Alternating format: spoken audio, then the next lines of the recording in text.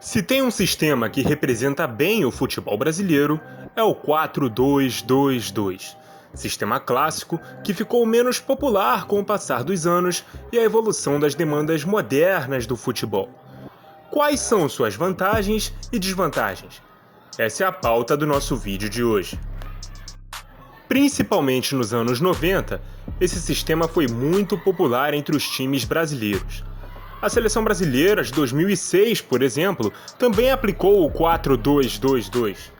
Recentemente, vimos na Europa o PSG de Thomas Tuchel e o Manchester United de Ralf Rangnick utilizarem a estratégia por um tempo, mas ele tem alguns problemas de aplicação no futebol atual.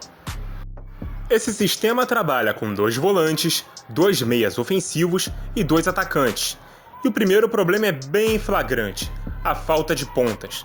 Tal fato faz com que os laterais sejam as únicas opções de jogadas pelos lados, tendo que percorrer grandes distâncias de uma linha de fundo a outra para atacar e defender, desgastando-os demais e exigindo que os dois não sejam apenas rápidos e com boa resistência física, como também eficientes tanto no apoio quanto na proteção defensiva.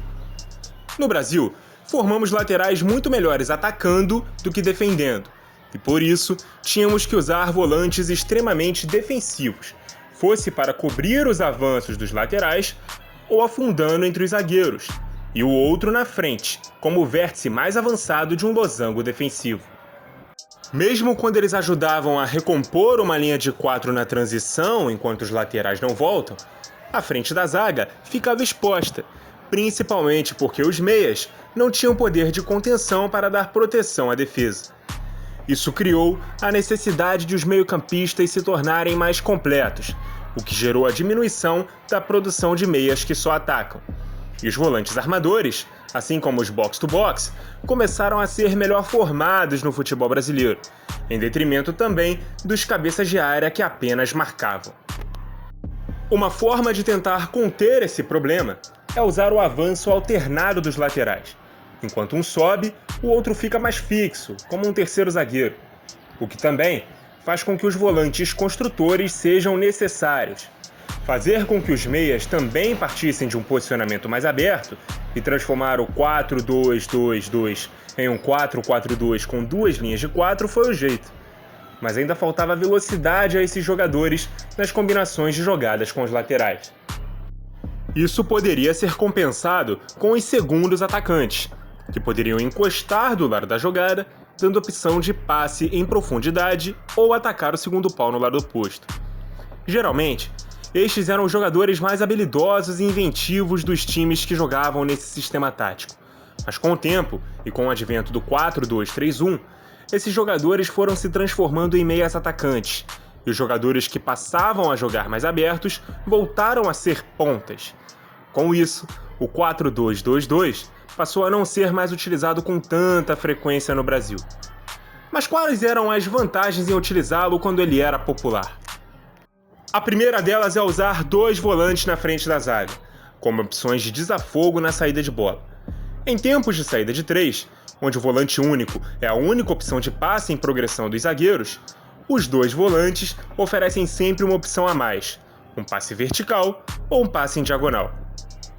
Ao mesmo tempo, ter também 2 meias e não ter de optar entre ter um volante e 2 meias, como no 4-3-3, ou 2 volantes e um meia, como no 4-2-3-1, já que ter um meia só faz com que ele fique em desvantagem numérica contra uma dupla de volantes, encaixotado na marcação, com o segundo meia, cada volante tem de ficar preocupado com o seu, e a igualdade numérica sempre é pior para quem está defendendo.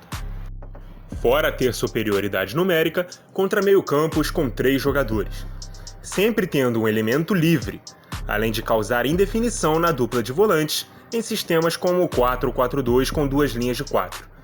Pressionam os volantes do time e deixam os meias livres nas costas, ou marcam os meias individualmente e dão espaço para os volantes construírem. Ter uma dupla de ataque também permite ter jogadores com maior liberdade na frente, sem ficarem presos a um lado do campo, além de permitir que o time tenha ao mesmo tempo um jogador que flutue entre as linhas sem perder a presença de área, e não tenha que optar entre um 9 de ofício e um falso 9. E a principal de todas essas vantagens era a aproximação em um dos lados do campo, que permitia um 3 contra 2 de lateral meia atacante contra ponta e lateral adversários.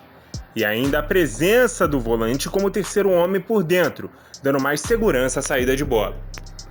No entanto, assim como todo sistema tem vantagens, também tem desvantagens.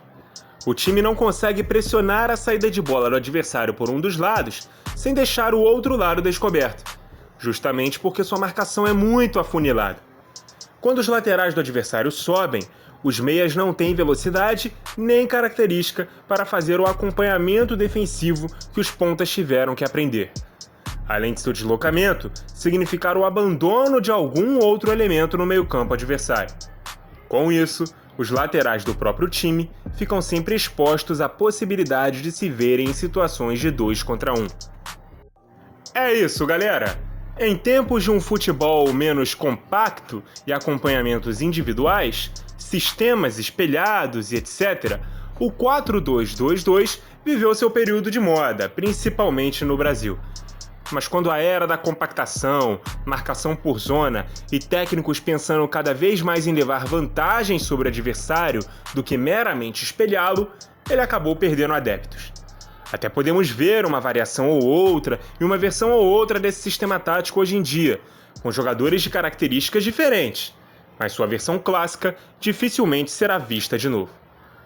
Muito obrigado a você que nos acompanhou e até a próxima!